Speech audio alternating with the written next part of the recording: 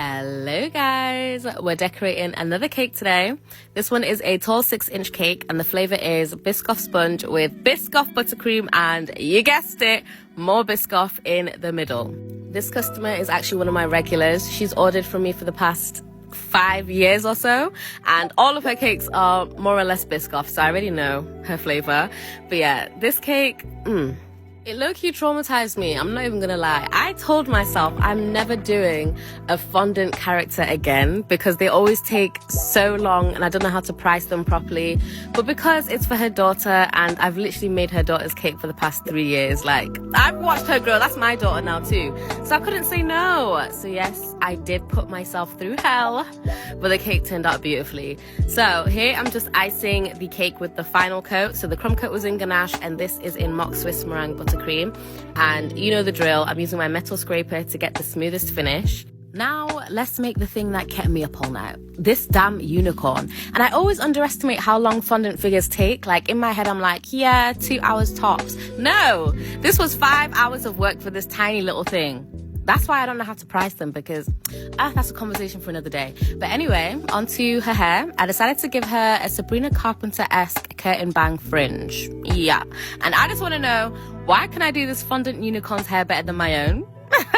Literally, it's so cute. And then I gave her some eyeliner as well. My hands were literally trembling, but anyway. Now onto the flowers. Yes, I did hand make these fondant roses, and I'm going to show you how. So I start out by rolling my fondant kind of thin, but not too thin. And then I got this flower making kit off Amazon. It comes with 2 size cutters, 1 small and then 1 larger one as well. So I then cut out all of the petals. And if you're thinking, how is this going to turn into a rose? I thought the same thing. I did have to YouTube a couple of videos, but it's fine. I then put the petals on the foam board, which also comes in the kit, and then I use my ball tool to thin out the edges of each petal. This is just going to make the flower look more realistic. And then you want to put a strip of water in the middle and then fold it in half. So then with the small size first, you want to put some more water and then roll it up into a sausage, and then continue that roll with the bigger petal as well. And then you want to open up the flower, flare it out, make it look more natural, and there you have it. It's actually a lot easier than I thought it would be, but it does take some time.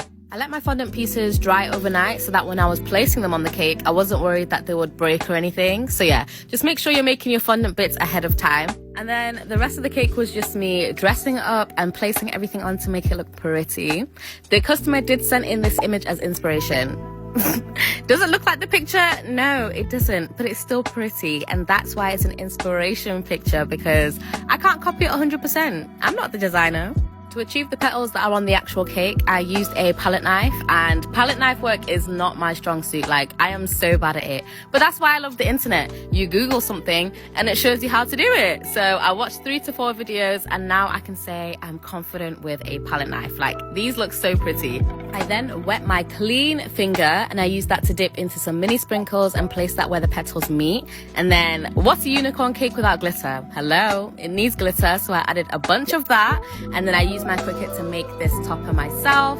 It says her name, Vianney, and her age, which is 3, which means I've literally made her cakes from when she was born till now.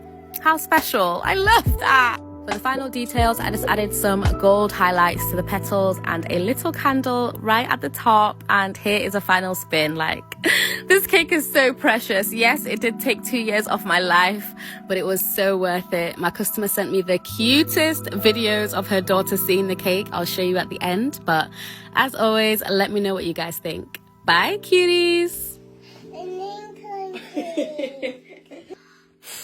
Yay!